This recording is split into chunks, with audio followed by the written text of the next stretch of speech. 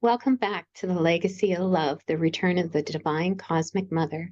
I am so happy that you're here with Margo, Fraser, and myself today as we discuss intimacy and sexuality, decoding your design. There's been so much shame, blame, manipulation, and confusion around sexuality and intimacy, not to mention all the conditioning pressure. Join Margo and myself as we discuss your personal user manual through human design and many fascinating things like why is it so important to understand your design for sexuality and intimacy, or why the tribal way has dominated, how it's conditioned us, and the frequency change to come, or even the roles of the sacral and solar plexus centers in sexuality and some of the dilemmas that can occur. Or how about this? The conflict that can arise between yourself with the capital S and the voice of your reproductive genes that can lead you into unhealthy relationships. The dance of intimacy and why we put up barriers. And finally, how living your design fosters cosmic love within. So, a little bit about Margo. Margo Fraser is a nature mystic and a cosmic creator who is able to weave in high vibrational light messages into your being.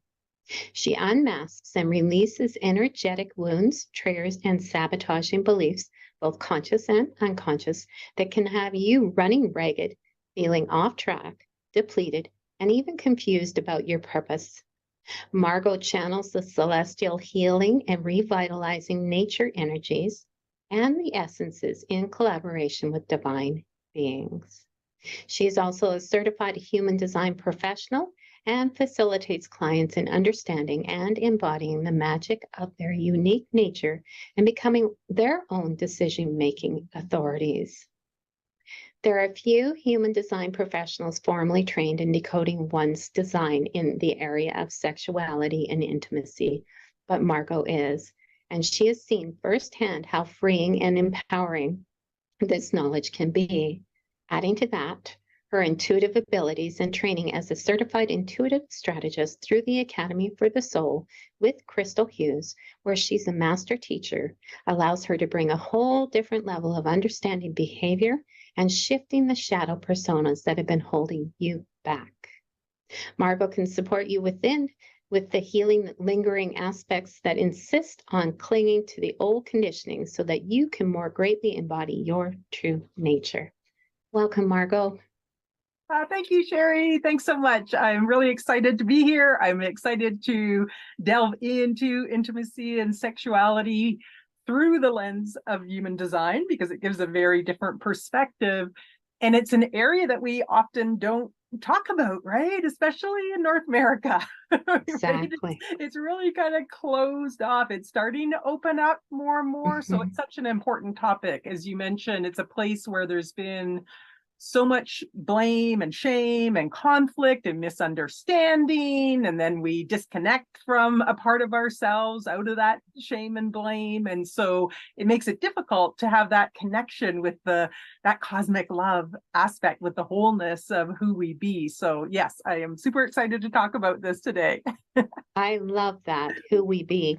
And you're right, it is such an important topic, and I feel like there are so many people who are going to be even reserved to this right now, but it's just like anytime we're shifting in our consciousness and allowing something new, something that's finally being discussed, something so really, truly, vitally important to come in. And so I invite people to stay with this and to even move past the discomfort if that's one of, if that might apply to you, because so many women, especially, we've been taught wrong about sexuality and intimacy. So how about if I just sort of open this to you, Margo, and let you kind of lead us on this journey between human design and sexuality and intimacy and see where that goes.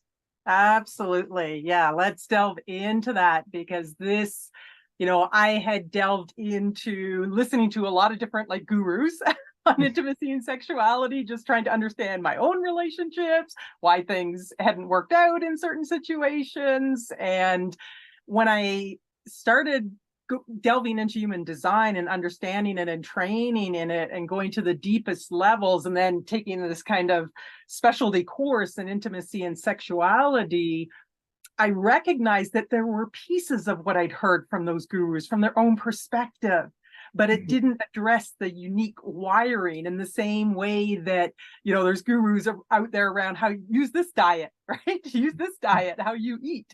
And they're all potentially true for certain people, but not for everyone. And so we're really coming into this place now of embodying our unique nature in a greater way, not living in the homogenization that's been there and the oppression, especially on the feminine, that's been there. It's waking all of that up. And intimacy, sexuality, this is how we come into relationship with another.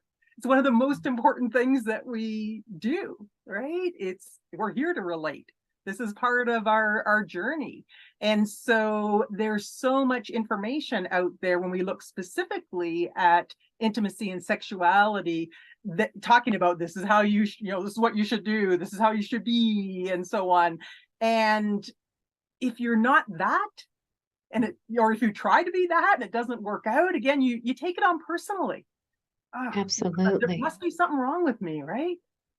Mm-hmm. And then there gets to be a lot of pretending out there that goes on because we haven't really figured out the specific conditions that we need to be available and open to sexual intimacy and just to intimacy in general, because this also applies to how you create intimate friendships, intimate partnerships in all its different forms. So yes, there's the sexuality side, but there's also just the general coming together into relationship. And again, we all have different unique designs out there. And when we start to understand what we carry, what genetic traits we carry, which is what human design shows us, really specific to intimacy and sexuality, what a relief. Right? Like for me, when I knew for sure, I kind of seen it in my life, but when it was really there, I need to be friends first. Right? I need to be friends first, and then we'll see whether it, in a sexual relationship, whether it leads to that. But I can't just jump in to something. That truly is part of my wiring. Okay.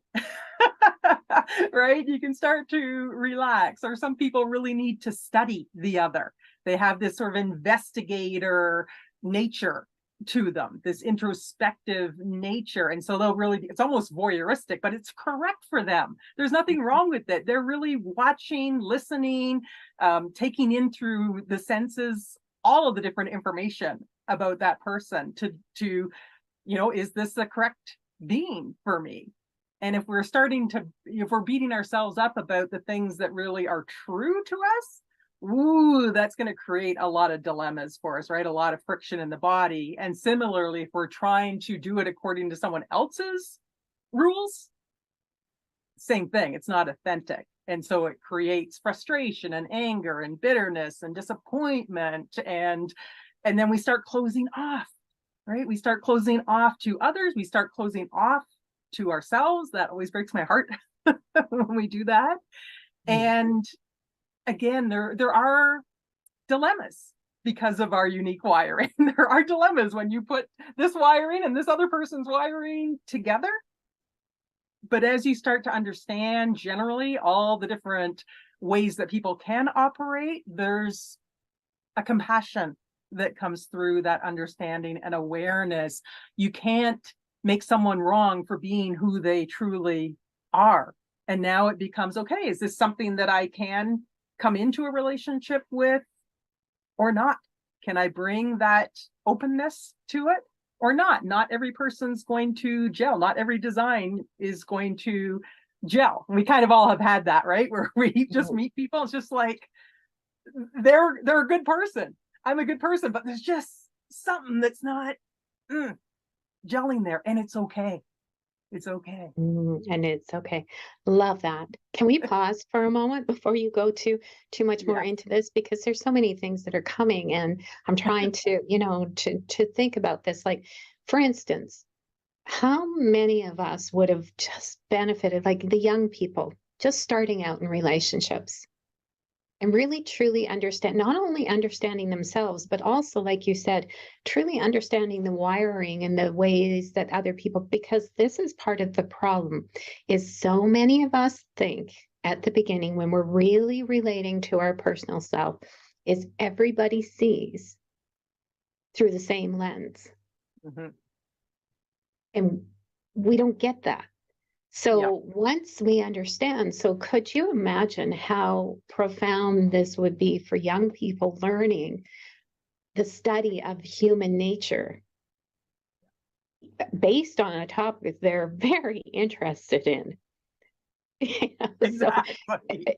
and I can only imagine how many relationships would change and how much healthier, because so many women, this makes me sad because I was one of them, was in a very unhealthy, toxic relationship, and I totally abandoned myself. I didn't know myself. And I think maybe that's why I'm so drawn having a younger daughter, you know, who is a young adult daughter, but almost, you know, like the importance, how vital it really is that we know ourselves. Know thyself. Yeah. Yeah. Exactly. Exactly. It's such an important thing to take the time to do and cultivate. And we spend so much time, especially in our young days, we're there to take in so Mhm. much, but we don't always give the processing time. What does that mean? Exactly. Is that true for me? Right? Mhm. Okay, yes, that's out there in the frequencies. It's, coming in. People are Mhm. talking about a certain way of being, but is that true for me? And Yeah. so, yes, there becomes that disconnect. And, one of the things that we'll talk about is that there is a difference between the I am and the genes for sexuality and reproduction that have a voice. They have a voice, so to Why don't speak, you, within our system. Yeah, since we're just talking about it, why don't you, so we don't, you know, skip over it yeah, and bypass that? It's very important. So go for it. yeah, exactly. So in our genetic beingness, there is the genes that express the survival of the species, Mhm. and those genes say make more and then look after them. Right? Make more of us and then look after us. Doesn't mean that everyone out there is going to have children, but there is this strong drive for Mhm. survival of the species. And we carry those genes within us, and everyone has a different expression, again, well, not everyone has, but there are many different expressions, let's say, of how that voice occurs. And so our true I am, from a human design perspective, there's 9 energy centers versus the chakra system that has 7 centers. I know a lot of people listening will be more knowing of the chakra system, but in Mhm. human design, there's 9 energy centers, and one of them is called the G center. It's just the letter G. And it's like the home of our I am. It's more of what we would think of the heart to be in the chakra Mhm. system, Mhm. and it contains the energy that hooks us up to our direction, our geometry in life, our trajectory for which we need to fulfill our purpose. It's where we find the traits of love, of universal love, of self-love, of love of humanity, of love of the body is within the G center. But that's separate from the sacral center, which is where we find the reproductive genes. Right. And they don't talk to each other necessarily. So again, the reproductive genes are going, just find the most different. Find the most different, right? To have a healthy gene pool, you need different. And those genes are not interested in your I am. They're there to reproduce.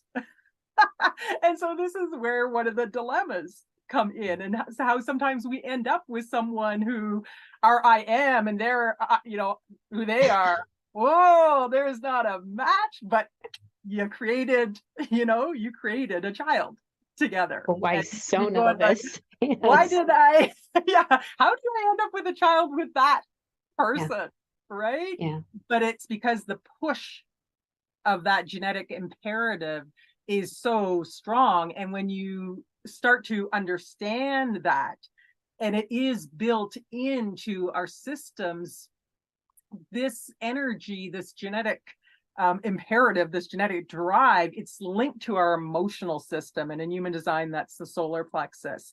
And emotions go up and down, right? They're in a wave, it's a strong motor. And in our design, we are designed to actually put up barriers to the other, to actually kind of, it's a way of seeing, can they, and both of us still continue to relate to each other as we move through the ups and downs of the emotional wave, and our perspectives change. So the specific part of the genetic voice for reproduction that sits within the emotional center, it's called the gate of conflict, the gate of friction. And when we think of reproduction, yes, physically, you need friction for things to work, right? So there's growth that can happen through friction if we're in the allowing of the time. And so part of what the underlying message of having a link to the emotional system within our design for reproduction and sexuality is it's saying, take your time. You're not here to just jump in to relationship. You need to take your time and make sure that it's correct for you on all levels, right? Both the genetic voice, but also that the I am. But the mind likes to jump in, right? The shadow mind likes to jump in. No, it's not that bad. They're okay, right? Or whatever it's making up about that person that keeps you in something that's not correct. Everyone in human design has something called a strategy for moving through life with less resistance, and a decision-making authority. It's a way that we make decisions that are true for us, that are aligned with our design, with our energy, and it's not the mind. The mind always needs a reference point, right? Of this and of that. It needs something to compare to. The mind is wonderful for that. But this is why it's not good for making decisions in our life. We have a way innate within us to make decisions. So that's part of human design as well, is learning what your strategy and authority is. And that will guide you to the right person, along with understanding these your genetic traits and how they express themselves. So yeah, there's lots of dilemmas that come up. But as we bring these things into awareness and understanding again, as we talked about, and oh yeah, we're supposed to take our time. And boy, when we're younger in particular, right? When the hormones are raging as well, woo, it is easy to take that leap. It is easy to just jump into something that's not correct for you and not take that time to make sure on all levels that it's going to be a healthy relationship. So much wisdom in all of this. I don't know why I seem to be sticking to the young people and parents and all of that, because I feel like that's really the place where it really begins. Yeah. And if we don't understand ourselves, we could be stuck in that pattern for a very long time. So even if you're not even talking about this sexuality and intimacy, but even truly understanding ourselves and what makes us tick and what our patterns are that we tend to revert to, like what a gift. We spend so much money on silly nonsense things that we don't even remember. Like really, truly, how many things have you gotten that you'd have to really search to remember? But what a precious gift we can give. And we're moving into, Christmas and talking about love and the legacy of love. And for me, I feel like I'm being directly guided to have us stick to, even though we're going to move beyond, because it's important that we understand that this is something that we carry now. For me, until almost my 50s. And then it took me many years after that to begin to understand me. So I can't remember, I think it was about 48 or something like that when I was going through a divorce, but still, Margo, had I known about human design and, other things, Vedic astrology and gene keys or whatever, it would make such a difference to decisions that we make and under even compassion, I think, right? Yeah, that's it, right? You start to see, okay, that's my design. Oh my gosh, but there's all these other genetic traits that I don't have, but I take in, I'm a receptor for. Mm-hmm. And my not self mind could tell me, ooh, I need to be that. But my true being, it can take the wisdom in from that. And so when we start to learn to differentiate that, wow, things really open up. We are living more as ourselves. We're gaining the wisdom that we were meant to gain without taking everything so personally. Mm-hmm. That's another part, right? We don't have to take it personally. Someone is the way they are. Some people are really here to be critical. It's supposed to be outward facing, that the collective, but they, in order for us to improve, we have to have some people who are more critical about things, right? It's just not meant to Exactly. turn to self-criticism. So yeah, you start to, okay, that's part of their nature. So They're living as fascinating. themselves. It's great, It so is great. It is great. yeah. Okay, so let's move on again to some of the other topics too. Do you want me to pull that up? Because I'm just riveted with Well, the I everything think you're I sharing think here. where we've kind of gotten to now, I think it would be really good here to talk about availability and drive, some of Okay. these fundamental roles within the sacral and solar plexus center associated with intimacy, because it will start to show you some of the dilemmas that come Mhm. up and why certain things operate the way that they do. So the sacral center, I mean, this is the center associated with our reproductive organs in human design. It's a motor that generates life force energy, and 70% of people have it consistently and reliably activated in their charts. From a viewpoint of sexuality, it's all about availability. Am I available for intimacy? Am I available in a partnership, in a sexual partnership, for sex? In other words, do I have the energy for it? Mhm. And 70% of people will have availability, but it still depends on their response, because the sacral center responds to life. So it can either get revved up, yep, I'm available, Mhm. or it can just be flat, which is, you know what, I don't have the energy right now. But when you have that sacral energy consistent and reliable in your chart, and you come to know it, you will know that. You will feel it within your body. It's getting energized or it's not. If you have that undefined, if it's open in your chart, it'll be white, the sacral center. You don't have availability on your own. There's no energy there. There's no life force naturally being created within you. You're not a generator type. And so you will get your energy from someone that has it defined. Could come through the cosmic weather now, but let's stick in the relational aspect here. So first of all, you could really make yourself wrong about that, right? If you're one of the 30% that don't have that defined, like you are in your chart, right? Like, why? Geez, I just don't feel like I have the energy. Like, I don't feel available that often for intimacy. You could start really getting down on yourself about that. And yet, when you take in that energy from the other, wow, when there's a white center in your chart, you take in and amplify.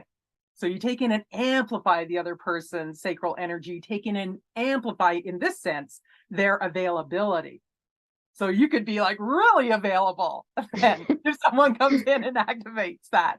But you're going to be available in their way, because it's their energy. And there's a number of different traits that play out within the sacral center. So depending on what's activated for them, it sets the conditions for availability. Those now, in effect, become your conditions.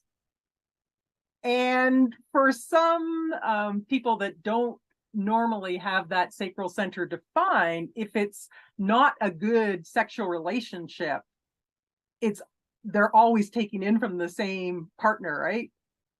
And so if it's boring with them, it will always be boring with them. And if they think it's boring, you as someone who has it open, you're just reflecting their energy, taking in and amplifying. It's actually them that's boring.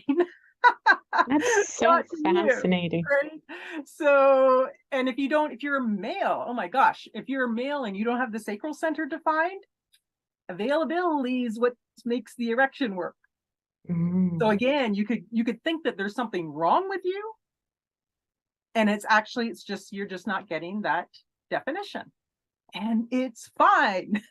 There's nothing wrong with you, right? So sometimes people are going for therapy around these things, and it's actually just has to do with the design. And if you're someone who has that open sacral or undefined sacral center, every partner is going to be different. And you'll really notice that. You may even really get down on, like sex, I don't even want that anymore. Like, because it was so bad with the person that was always the same. And then you might get in a relationship with someone else and it's like, whoa, like I never knew it could be this good. So yeah, there's all these dilemmas that can play out. Sometimes you do have people that both have undefined sacral centers, that lack of availability coming together, and they can be like, oh, what's wrong in our relationship? Like, we just not into each other that way. And yet go on a cruise, go to a hotel where there's other auras around, and it's like, oh, the availability comes in. So there are ways to work with that, to support people, because their IMs are connected, but in the sexual area, it's just that they're not available when they're together. There's no energy there for it. Wow. A dog or a cat could bring it in in some cases. And then the solar plexus, the emotional center, this is our pain and pleasure system. This is the drive now, right? We have availability, but for sex, we also need the drive. And for the emotional center, 50% have it activated consistently and reliably in their design, and 50% do not. And that 50% that do not, they take in and amplify the emotional center of the others. So that's why the world's so emotional. We got 50% of people who are naturally emotional, going through their ups and downs, 50% who are taking in and amplifying that emotionality. Fascinating. Yeah. But it means for those that don't have it defined, the drive's not naturally there. And again, you can think there's something wrong with you. And for those that do have it defined, you're going through your natural ups and downs. And when you're down, maybe you don't really feel much drive there. And then as you move to the up, oh, okay, my drive's coming back. But if you don't understand that, again, like, why is my drive there all the time? Both sides could be asking themselves that. And the ones who take in and amplify, wow, if the other one who has it defined is up, woohoo, right? There can just be so much drive there. So again, you can imagine the different dilemmas that happen, the way that people judge themselves based on that. And yeah, if we can start getting people to understand these mechanisms, the way that they're wired, again, we just release so much shame and blame, right? Because like, why don't you have any drive? Why aren't you ever available? You know? You know, it's so fascinating to me because it even makes me think of from like a psychology counseling perspective, I just would have thought it was because I was in a really bad relationship. And I kind of shut myself down to, but according to human design, no, it's the way I've been designed is just, so it's just, to me, it's fascinating because our soul would have chose even our design that we picked based on what we wanted to learn, what we wanted to evolve from, where we wanted to focus our gifts on. how we wanted to show up in the world. So it's not all the things we're working on. It's also how is it going to lead us towards our greatness and towards real, true embodiment of our divinity and bringing that forward.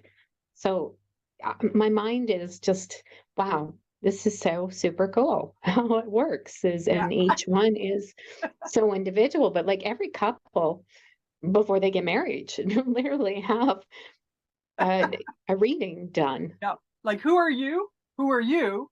And then it's different when you come together, right? There's a new Right. energy form that's the combination of those things. That's who you know. You know that Mhm. person through the lens of that entity, that energy that happens when the two of you come together.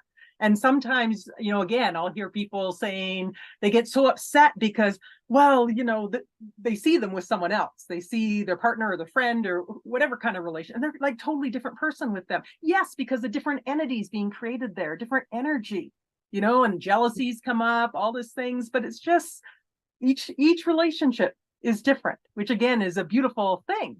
That's where there's so much wisdom to be gained. But if we're thinking this relationship should be the same as this relationship, no, right? Think about, you know, with children, right? Your relationship with one child is going to be very different than the relationship with another child, because it is. Just It's another different thing too designs. that, sorry, but that's important too. So there's so many important things that are being discussed here too, because like a parent will often feel almost guilty if they don't have the same feelings for one child versus the other. And yet we have separate feelings based on the relationship with the child and who the child is. And so we sure do guilt and shame ourselves and criticize ourselves for so many things. Yeah. And it's really kind of sad because that is part of us moving and evolving beyond and being able to experience ourselves as sacred and the energy. Not only that, you know, because that's just really truly a word to somebody. What do you mean sacred? What's that mean? Well, Mm-hmm. that means everything. Yeah. But if you don't know it, and so by you know, because when I think of my own journey too, I think, well, what is it that shifted? But I think it's a million little things. That's right. Little things add up to Yeah, something big, right? yeah, And and it is changing. this, yeah, exactly. It's for most of us, we're not going to go through this big lightning bolt, you know, kabam, something happens. It is going to be step by step. But this is what I love, and what drew me into human design was it kind of sped up the Mhm. process of really knowing me and knowing what's not me, and knowing Mhm. where I'm vulnerable to. I'm using vulnerable in not a positive or negative way, where I'm vulnerable, where I take in from other people.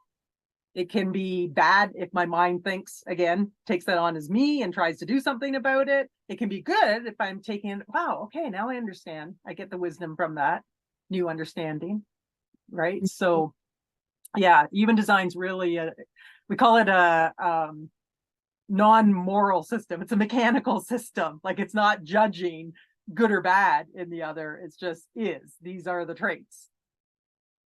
So That's it really is. It's almost mind-boggling because I was telling you earlier, and this is what I swear, every time I talk to somebody, it's hard for me to stay in my mind because what I'm really getting from these conversations is really truly like a soul conversation. It is like this is like you're sharing wisdom with me that is making me like really go deep within myself and reflect upon, and I hope everybody is doing it too, you know, because we are these beautiful beings who deserve to feel loved. And so for me, it's so much more than just sexuality and intimacy. It's love. And I think that's what you said is that it weaves into our cosmic way of being, which is love. exactly.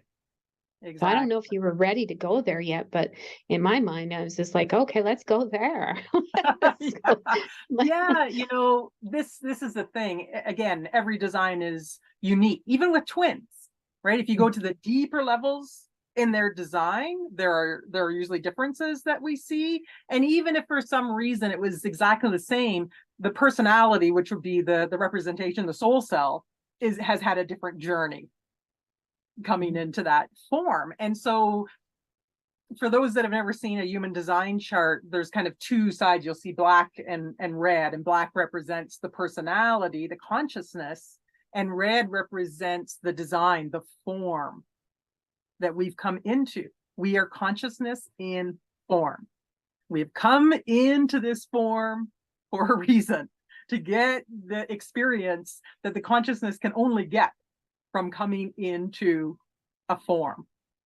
And it's really beautiful. And when you understand that, this coming together, when I look at a design and you see the consciousness and you see the design side, and both of them carry traits, it's the wisdom of them coming together. It's kind of like a forced marriage at the beginning, but we want them to really meld and merge and love the wholeness. You know, the not self mind likes to think it's only the consciousness. The form, let's get out of the form. So that's, you know, the sooner we can get out of the form, the better, right? But it's actually through the coming into form that we get the lessons that we're here to get. This is, for me, a big connection to Divine Mother. The mother brings into form. She bursts into form. And that's the sacredness in the honoring as we allow for the unification of the consciousness in form. That is the cosmic love within us. Not trying to fight that, not trying to escape the form, but actually to come into mastery of the form in a compassionate, loving, humble way, to this mastery of the material, of the form, moving through that, gaining all the lessons. That is what allows us to transcend it. And when we do that, when we come to love this material existence and accept it and love it unconditionally as best we can, and then not be attached to it, move through it to that place of detachment. The form's going to come and go. The soul is eternal, that we have an eternal part. The form, yes, it has its limitations, but those limitations open us up to learning something new. When you bump up against limitation and you find a creative way to transcend it or move around it, or a different door opens, oh my gosh, there's another whole level of expansion that the consciousness can then go to. And for me, this is part of the journey of the consciousness of the soul coming into a form. When we're in oneness, yes, we'll go back to oneness. But when you're in oneness, there's nothing to learn. Oneness is oneness. Right. What is there to do, right? So, so the fact that we've come in here, this honoring that you talk about, the sacredness of this journey here now, not trying to escape it, to gain everything from it. And when we get that within ourselves, that's cosmic love. And then we can expand that out and see it within others and bring that acceptance and compassion as best we can again to others. So beautiful. So love so of beautiful, the Margo. That's how I see cosmic love. It's the love of the wholeness. Right. Yeah. And I love that, getting everybody's interpretation, because that's what we do. Each one of us has a different lens. Even when you are awakening and stuff like that, we still have it based on all of our experiences, and even going further back than that too. But so I love I'm going to be booking a personal session with you for my human design, because I only have a snippet of it. And I'm sitting here listening and I'm realizing like what value there is in even discovering more and more about me and what makes me tick, and even explaining some of the choices and some of the things that I've been, it's kind of sort of beautiful. What a beautiful gift for us to really it's almost like we get that puzzle map. Yes. With human design, instead of trying to put the pieces where we don't know where they go. Yeah. we're literally getting the picture. Exactly. It's usually trial and error, right? We've been trialing our Yeah. error and erroring our way through things. Yeah. And But some I people do actually are really, designed for a trial and error journey right. in a certain way. And so, yes, it's providing that map. And even people that get to know that, oh, I'm a trial and error person. It's actually not wrong. Like Exactly. they're making so-called mistakes Yeah. over and over again because things bump into them. They got to work through. Mhm. It's not wrong. And if they can do it in the spirit, and this is, I mean, for parents that have a third line child, to not get, oh, you're always making mistakes, right? It's like, oh, well, what didn't work there? Huh. Well, what would Mhm. you do differently next time? You know, Exactly. to take it in that spirit of curiosity. And then it's Yeah. like, they will learn, they will be the ones who find the most efficient ways to do things. There's always a gift I within. feel like that's almost an area and maybe you are thinking about this, but I feel like parenting is such a vital, uh, critical place where we focus our attention and helping parents that are just moving into that role and really truly understanding their child. So, is there an age that you can do human design, or can it be like right from birth for a parent to truly understand Yeah. raising that child? Yeah, so with children, young, if they're just at birth, for the parent to gain an understanding, yes, so we would do a reading on the child, so Hmm. they understand their basic traits, and also for the child reading, it's very important how they're nourished because we can be bioconditioned through our food. And so for me, for example, I can't eat anything. It's not healthy for me to eat anything above body temperature, so warm. And I've always known that. When I was a kid, I'm the kid that's cutting everything into the tiniest little pieces. I never understood why. Now I know, Hmm. because I was trying to cool it down. So that's just part of mine. So if they understand that, and it can take, so for example, and my mom would have said this too, like um sometimes just feeding from the breast, like if it was too hot, Hmm. then I would kind of like react negatively against that as a little baby. Hmm. And what a relief, right? If she had known that. Like, Exactly. that's just the temperature, right? And some kids are more, or some people, I shouldn't just say kids, some of us are wired for how we take food in to be in a very calm environment.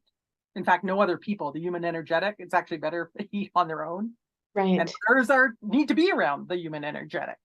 It supports the digestion. So that usually for a newborn, that Mhm. information I usually go into too, because that's so important for them to understand. And again, not to get into upset when the child Mhm. starts reacting in a certain way or pushing back against something. And it's such a crucial time too, because many people know this and many people don't. Our subconscious, by the time we're 7 years old, all our programs, we live our life now perceived by that lens that we were conditioned by. And so it's vital. I guess maybe this is why.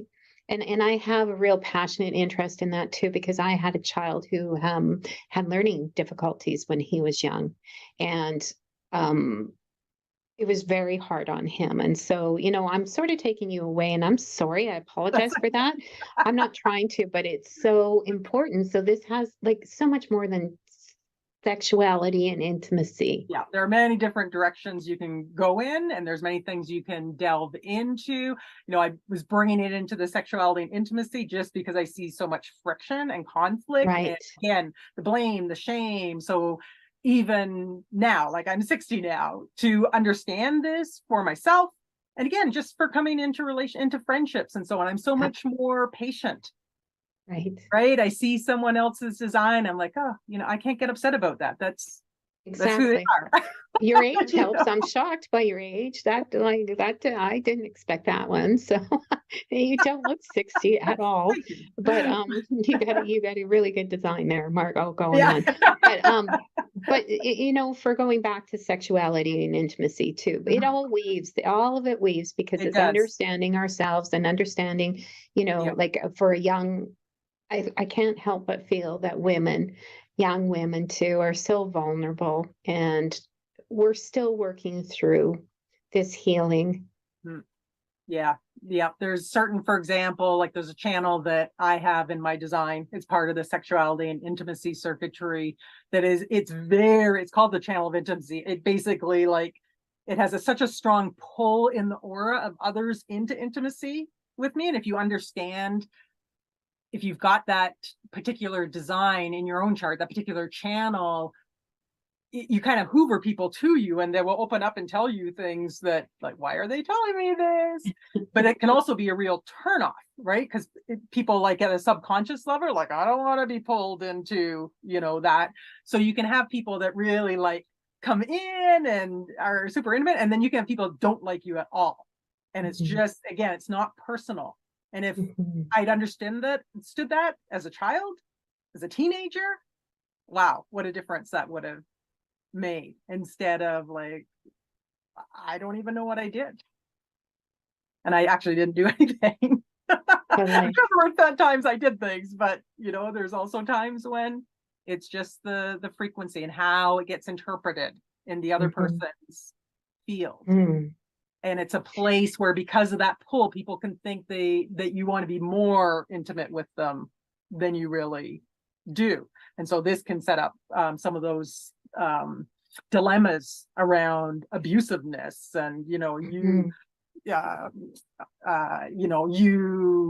lured me on, or you whatever, right? Getting the accusations on the other side. And it's, yeah. So again, once you start to understand these frequencies, you don't have to be afraid anymore. Like, I know I got to hold strong boundaries in that area. I understand it. I can play with it a bit more. Oh, well, I can even say, and I have, I've got the channel of intimacy. I pull people in sometimes. Right? It's not, it doesn't mean that I want to jump right into an intimate relationship. That takes time. Exactly. So I know that you have an offer, but before we go into that, can I just say something that's coming to me too as we're talking about this? Sure. If we really understood intimacy and sexuality in that too, and we really did spend the time seeking the right partner, and it might be a certain age that we get to, but understanding ourselves. Not that I follow the Tantra path, but I know more about it now. And I know that that opens us up to our life force energy and our true divinity and stuff like that too. And so that's another thing that was coming to me. If we knew what we were seeking in a romantic partner, in a life partner, we would avoid so much, not only disharmony, but we would get to discover ourselves more quickly too, because through that other person, we're also opening up something else about ourselves that we probably wouldn't have discovered. So it's not that I'm really educated in that, but it was coming to me, and it's like I feel like those could be so connected too. Yeah, if yeah, we absolutely. understood. And there are different streams. So one of the things I should cover, it probably because we put it in what I would cover, was the dominance of the tribal way, and why it's dominated, and how it's conditioned us, and the frequency change that we're going to be shifting into in a few years. And we have been since 1615. It's a long time now. The background frequency has been tribal. And this channel of community, it's also the channel of contracts, channel of the marriage bargain, has been there as the underlying frequency. It's part of something called the purpose cross of planning. So building communities, building infrastructure, all that goes with that, the contracts, the bargains, and that includes the marriage bargain, the hierarchies, the tribes about gaining the resources, right? And there can be a possessiveness in there. My resources, my wife, my husband. And it's part of that circuitry that carries the genetic imperative to reproduce, right? And it says, okay, part of the marriage bargain is sex. And the tribal circuitry is not really about passion or romance or trying something different, right? It's really about coming together to build something together and gain the resources that are needed to survive. And you can judge it as whatever it is, it just is, right? So it's a place where there can be jealousy out of that possessiveness. Keep your hands off what's mine. And it's also where we find honor and obey That's actually right in the circuitry. And there are people that are wired to be tribal. I have a fair amount of tribal wiring in my circuitry, and that's true to you then, right? And the tribe can also be very nurturing, very generous, very philanthropic, very supportive of each other. So again, it's not like good or bad, it just is the way that it operates. And then there's individual circuitry, and that's really about bringing through the spark of mutation, the spark of something new, of change. And it can be very empowering, right? When you see someone who's just being themselves, fully present, engaged with what they love, that can really empower others. Wow, if they can do it, I can do it. It can be very inspiring. And the tribe is accepting of individuals because they understand inherently that you need new blood to keep the gene pool healthy. We look at it from just a base biological way. And so there's some acceptance there, but the individual circuitry and sexuality and intimacy is where you find the building of the fire, the passion, the romance. And then the business side of the tribe, right? When they, okay, well, we got to let these individuals in. Let's turn it in romance into a resource, and we'll call it Valentine's Day. Right? So it's funny how it can all come together. But the tribe is, that's the side that's going to say, when are you getting married? When are you going to have children? Right? He's not good enough for you. She's not good enough for you. And then the individuality is bringing in the romance, the poetry, the song, bringing the flowers, right? And yeah, so we have that side of things. And then we've got another circuit that's collective, abstract, it's experiential. Ooh, the tribe does not like that side, because this is, as far as the tribe technically is concerned, doing sex one way all the time, that's fine, because it's about making children. But the experiential side is, what about? We got to bring the male and female reproductive organs together. How many ways can we do that? So it's always looking for different experiences. Wow, does this create dilemmas in relationship, right? If you're tribal and your partner is experiential, gonna have to, is it gonna really work out? And the experiential doesn't always mean, it could, but it doesn't always mean like going to different partners, but it could be always wanting to have sex in a different place, for example, trying different positions. We would never have the Kama Sutra, if there wasn't the experiential way. It would just be, so there's something to offer. But understanding that if you have it in your circuitry, you have it, right? And it's part of who you are. If you've got individual circuitry, there's going to be something in the romance and the acoustics and the voice, not the word said, but the pitch and the tone. You could really fall in love with a voice, and all that romance and so on. And if you've got the experiential way, yeah, somehow there's got to be different experiences. And if you're tribal, it's going to be making sure there's the mutual support there and the things I talked about. Where you don't have circuitry, again, you take in from the other. You're going to learn about it. You're going to gain the wisdom. You might find you really like some of that stuff, and you might find that you don't. And so some people, again, get in trouble or they get down on themselves because, like, oh, you're just not romantic enough. They have no romance circuitry. They have no individual circuitry. They can learn to a certain extent, but it truly is not part of who they be. That's fascinating. It would solve so many problems that people only knew, because it really, like, think about how much healthier relationships would be, and less fighting and less, like, it's just, I'm sitting here and I'm just, wow. And I can see so many other ways that can go too, right? But so tell us about your offer though. Let's go into that. So I will say those frequencies, those tribal frequencies, that's what's breaking down now. So 2027, there's a frequency shift to individuality, and it's not part of the tribe. It's not part of the sexuality circuitry. So it's going to be quite different. And the 7 years ahead of time, like, this is when we're really seeing the old systems break apart. And we all see it, right? The chaos and so on that's out there, not just in intimacy and sexuality, but it's Right. coming into our individuality is what it's Right. going to be asking of I ourselves. believe that the way relationships are going to be different too. I don't think there's going to be as much marriage anymore either. That's my personal opinion, is that marriage was actually instituted That's to, tribal. yeah, that was like, let's get married so you can do this and I can do this and we get the work done. Yeah, it was very resource based, Yeah, right?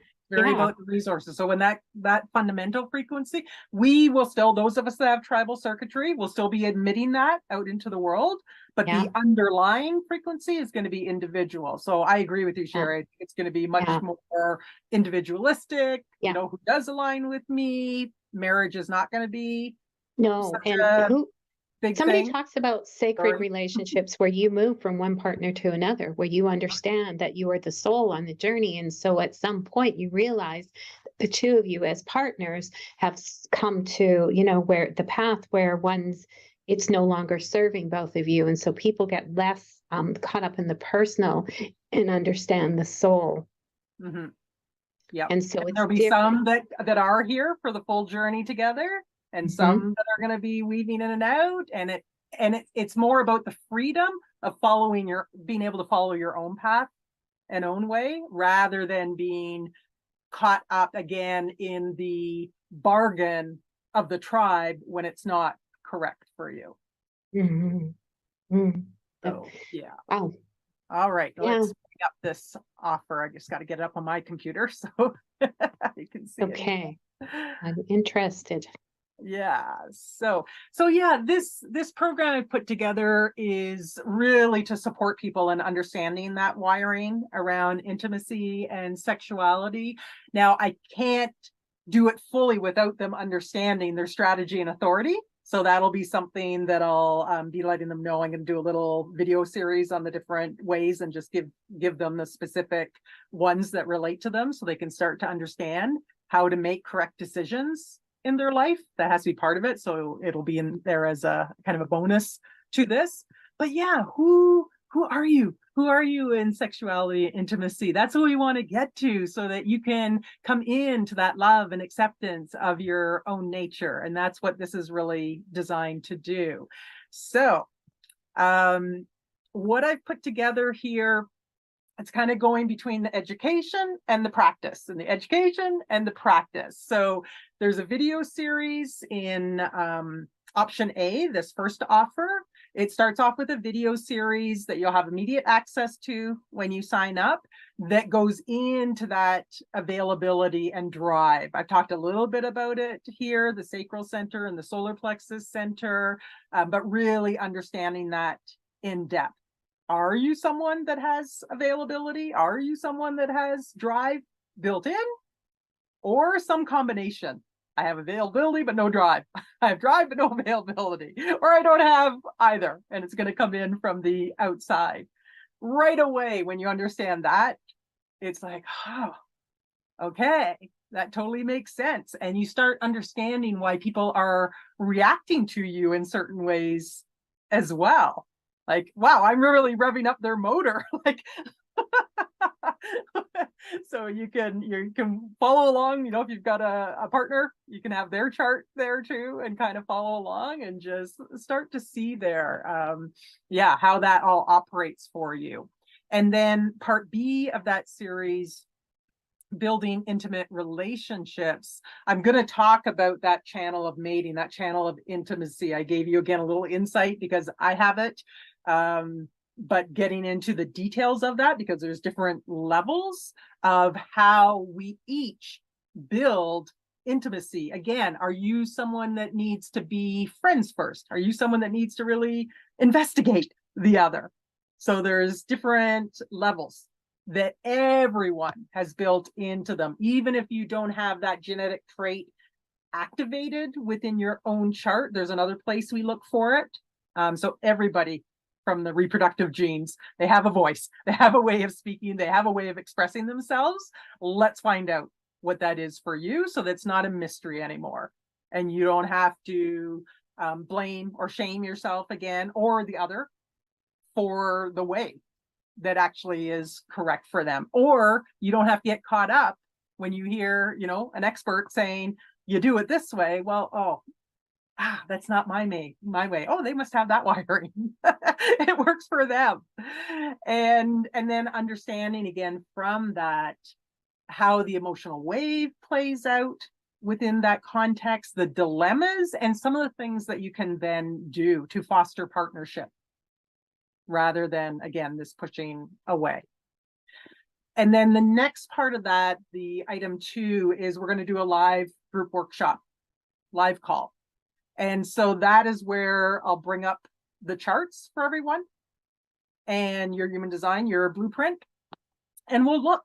And you're going to receive, I should have mentioned this before, I'm going to give you your chart with some notes on it right off the bat as soon as I get your birth information. And so you'll have that to go through with the video series, but now I want to bring it together for you. And it is so helpful when we come together in a group and see the different charts and the way things play out for different people. As you hear me explaining someone else's chart as well as your own, all of a sudden the bells start going off. It starts coming together for you. It is a lot of information. So this way it's like, oh, okay, I see how that operates now. And I'll answer any questions in that workshop as well about the information in the video series too. I'm wired in my wiring. I'm very receptive. I'm emotional. It takes time for me to take information in and process it. And that's why I did the video series first. So you can take in the information, process, what are your questions, bring them to the live group call. Let's talk about them, because if you have that question, other people probably do too. And then go through the charts and help you to understand your design in that area.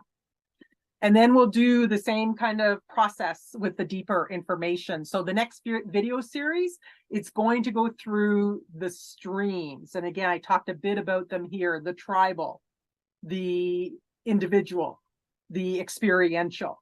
In human design, we call that the ego stream, the emotional stream, and the Kundalini stream. And what wiring do you specifically have? It's going to help you. The video series is going to help you understand that, understand the tribal way, understand what wiring, where touch is so important, for example. Talk about the danger of sex for romantics. There's a little warning in there. We're going to talk about the taboo of the experiential stream. We touched on that a bit today. And how each of those streams operates, what are its gifts and what are its dilemmas. And I'm also going to put in there a little bit about food and sex, because interestingly, it follows the same pathways. Our relationship to food and our relationship to sex and intimacy are found within the same streams, right? No wonder sometimes we either eat or stop eating sometimes when we're in certain stages of relationship. And then we'll do the same thing. We'll come together in a live call. Any questions that you have from the videos, answer those, and then go through your own charts. What are the dilemmas within your charts? Things that might crop up for you. Where are you a transmitter of the frequencies? Where are you open to take in and learn? And then we're going to have another workshop where we're coming together. This is going to be more one way. This is the healing workshop. So we need to go through now the things that I've brought up that are dilemmas, those places of blame and shame and making yourself wrong about things that are actually correct for you, or trying to do things in ways that are not correct for you, just things that have built up in your system now. We need to release that. So I'm just going to be taking you through a guided journey there. This is where the intuitive side comes in. We're going to be releasing that shame, releasing that baggage. Yeah, I've only offered this once before, but I had so much great feedback from the workshop, and just clearing that slate as much as possible for you, for your timelines as well, right? Because a lot of these ways of being have come through our ancestral lineages, come through our past timelines. So we want to do a really great clearing there. And then I have a special connection with the nature beings. So I will channel in the high vibration celestial plant and crystal kingdom essences that want to come through to support everyone as a group in just really living from your true nature. Mhm. So again, everybody will get their chart.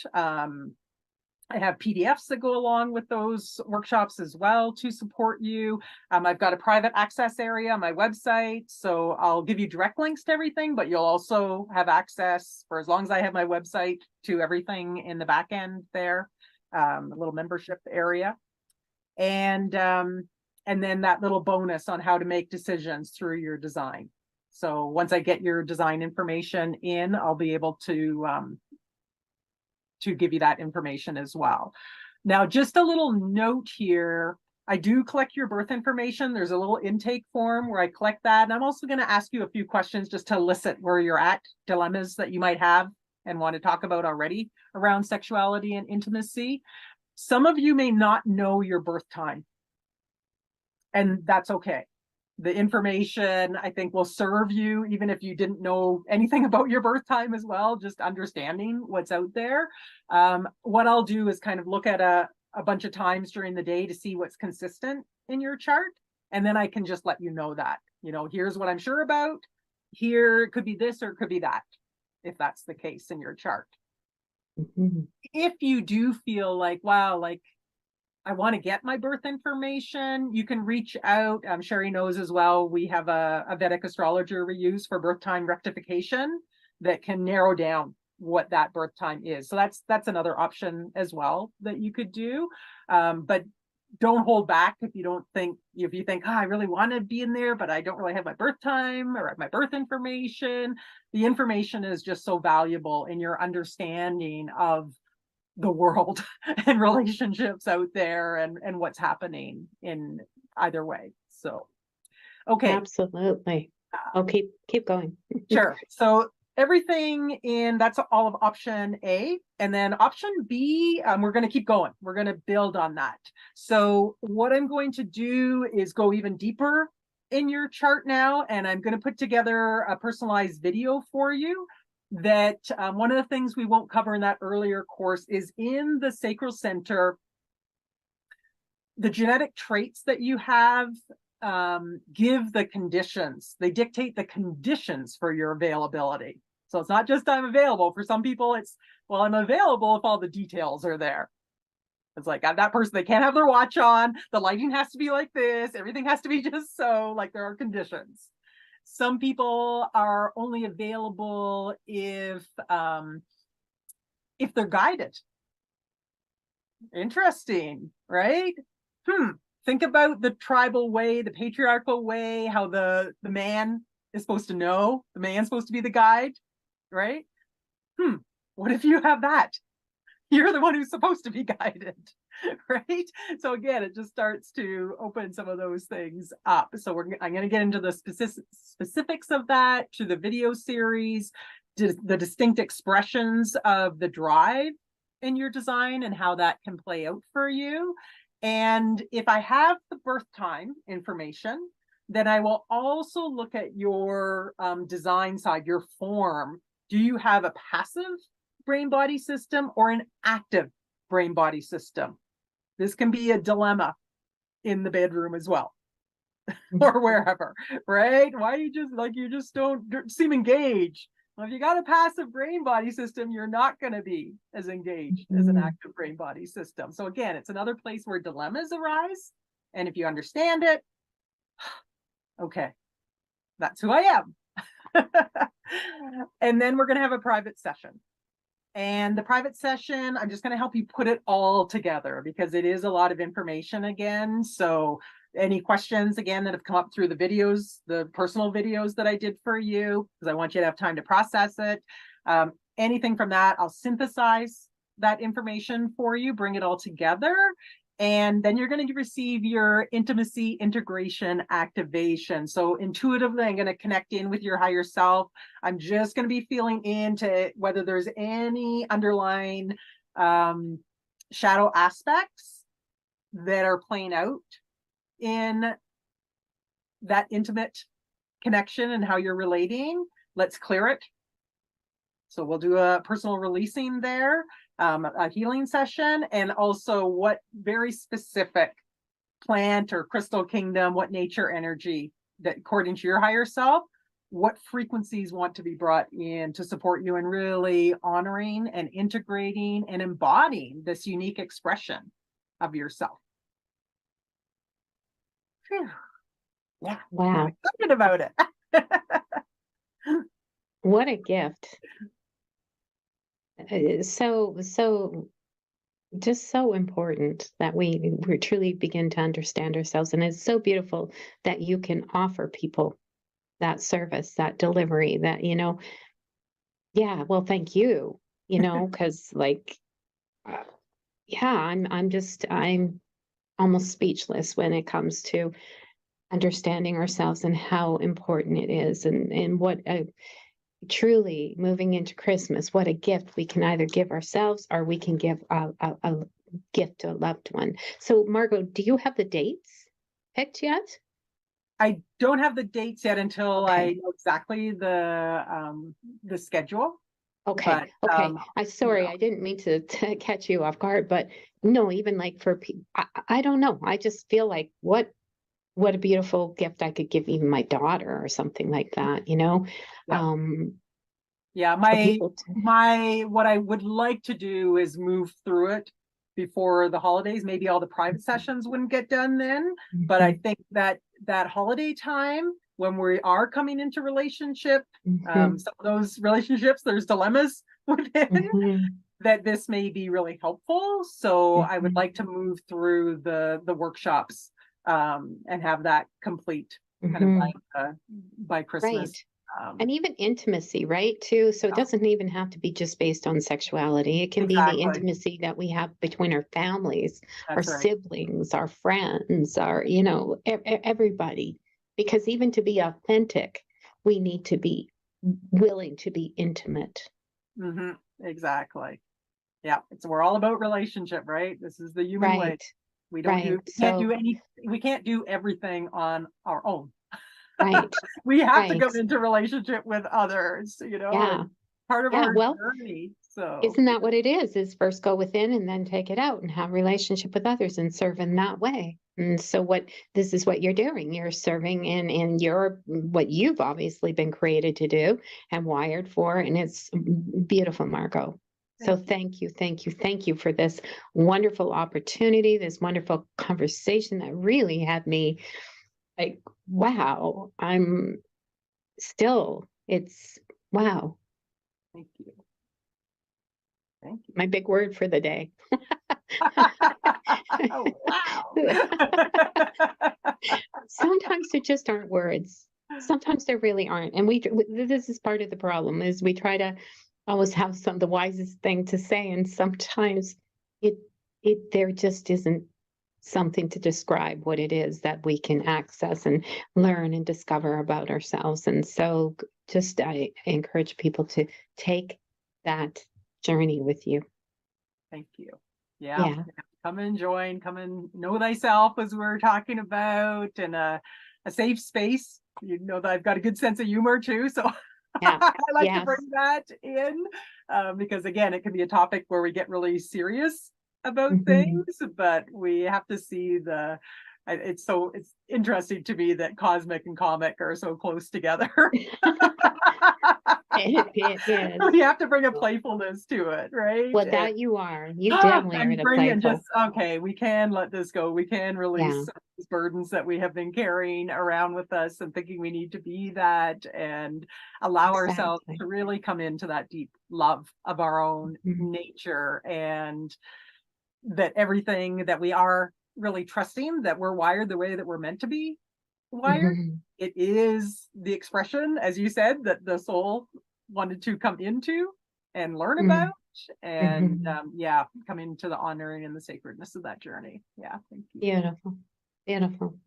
Well, Margo, I thank you from my heart to yours. I thank you so much for this sacred conversation and just want to make sure that there's nothing else that you want to say before we end this. But I'm deep, deep gratitude from me. Yeah, thank you so much.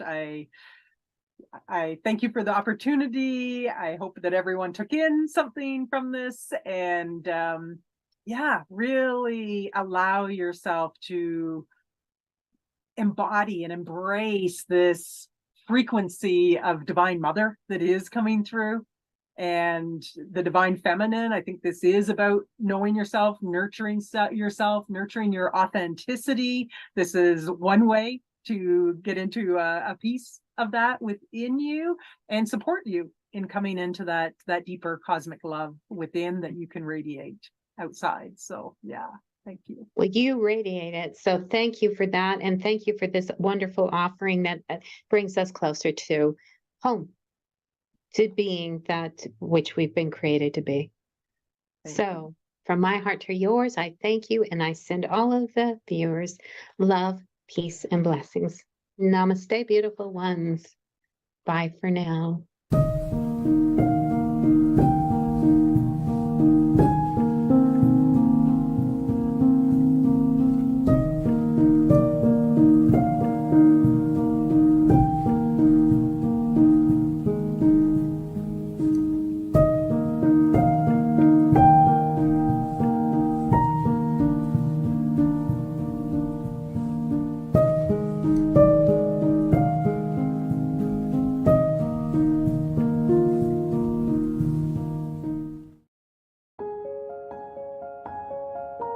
This has been a presentation of New Earth One Network, your home for New Earth living.